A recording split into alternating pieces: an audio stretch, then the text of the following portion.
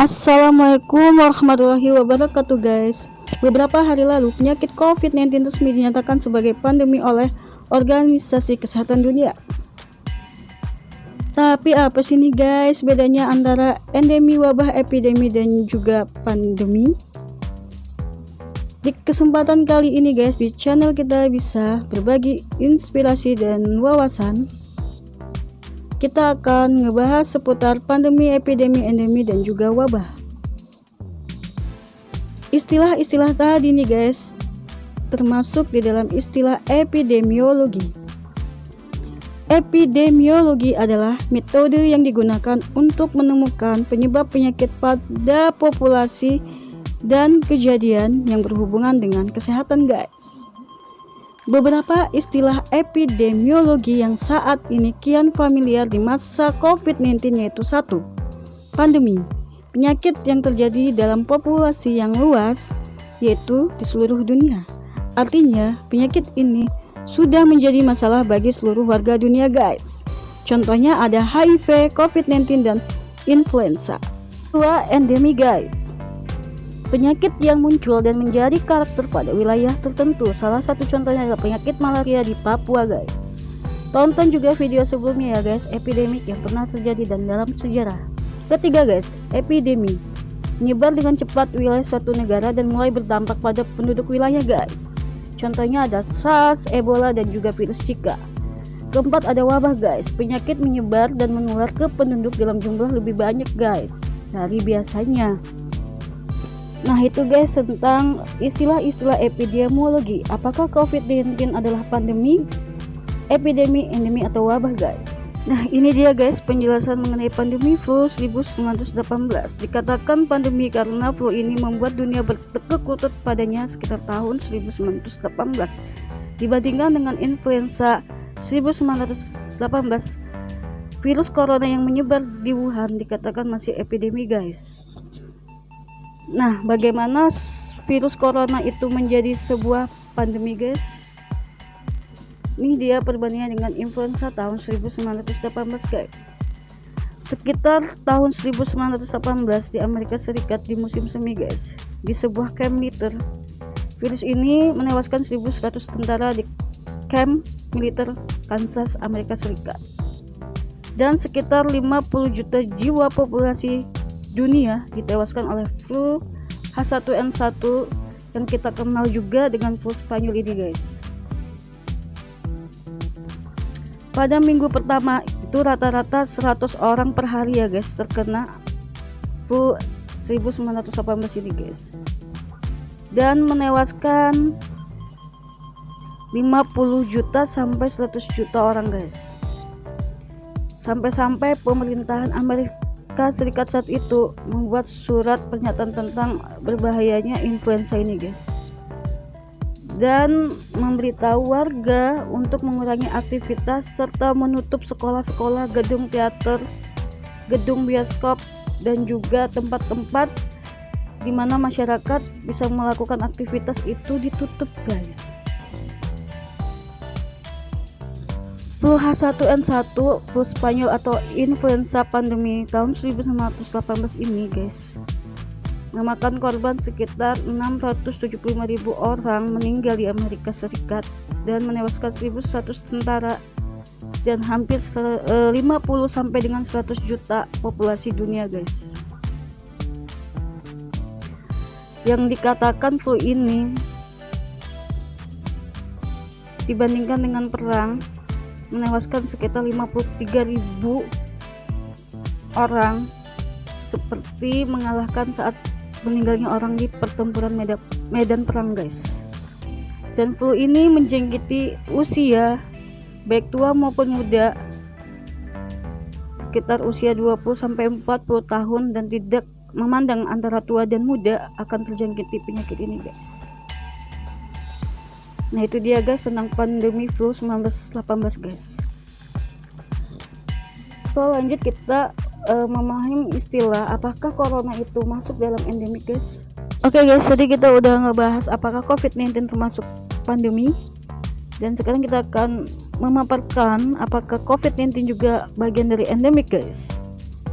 Di Indonesia, endemik dengan kasus tinggi berdasarkan penyakit tular vektor genetik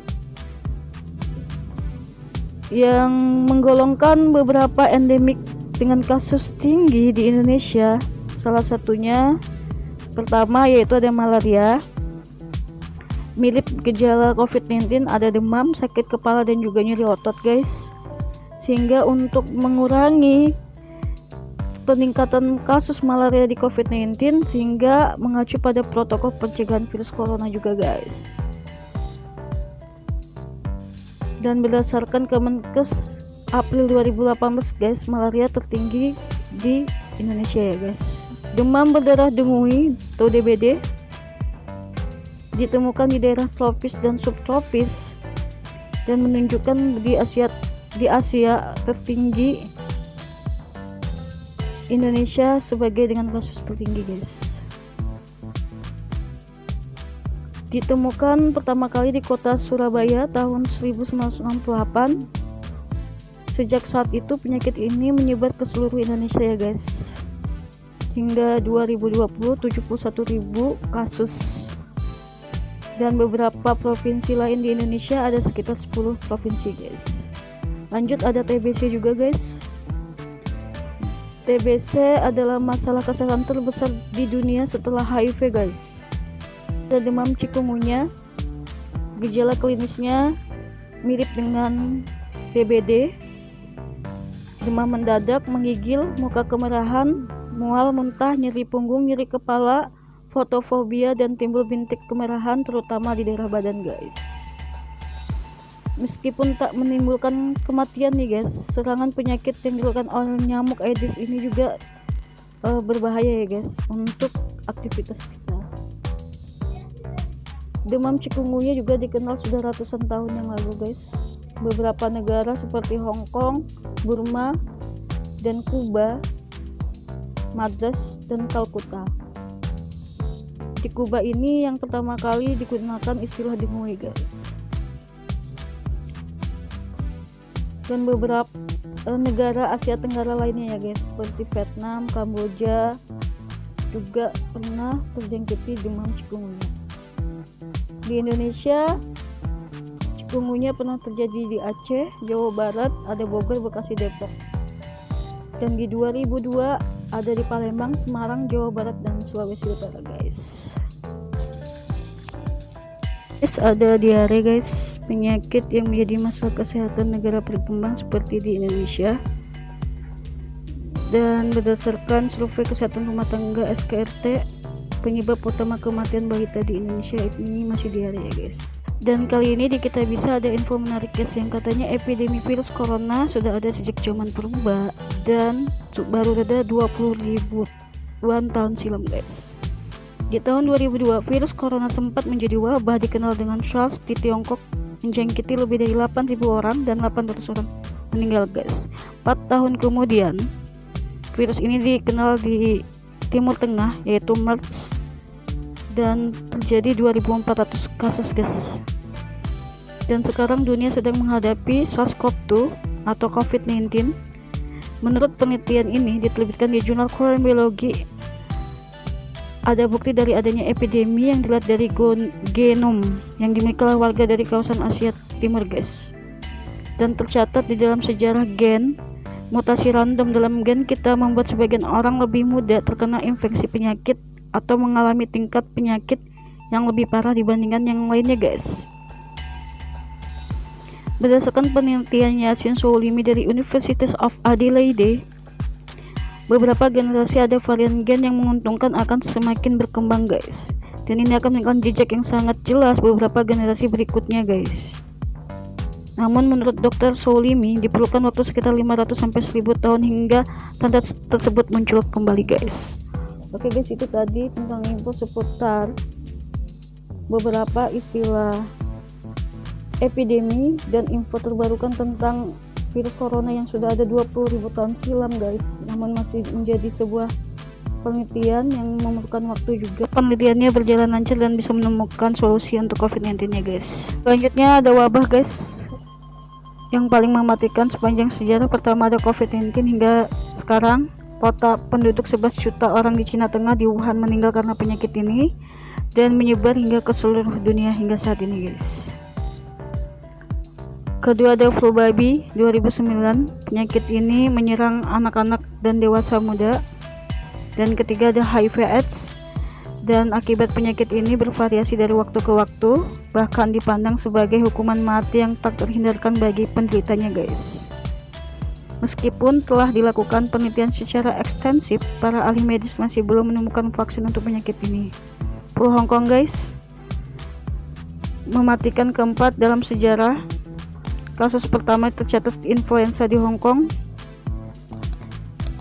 Kelima ada flu Spanyol. Wabah ini juga cukup mematikan, yaitu H1N1 yang terjadi di Amerika Serikat, guys, yang dipandang sebagai pandemi yang membuat bertekuk lutut kepadanya. Kemudian ada virus cacar, guys, yang keenam pada tahun 1980. Virus ini pun bisa ditangani dengan menggunakan vaksin, ya, guys. Kemudian ada pandemi kolera, penyakit yang cukup lama juga dan dikenal sangat mematikan, ya, guys. Kedelapan ada demam kuning, wabah penyakit yang mematikan juga dalam sejarah dan terjadi di Afrika.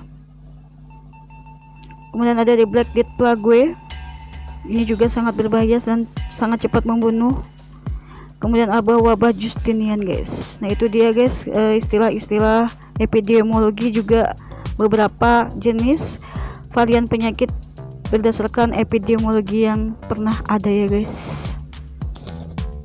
Oke, guys, sekian tentang info seputar epidemiologi di COVID-19. Akhir kata, semoga menjadi renungan untuk kita berdoa untuk negeri, guys. Jangan lupa, dan see you next, sampai jumpa di channel kita bisa selanjutnya. Thank you.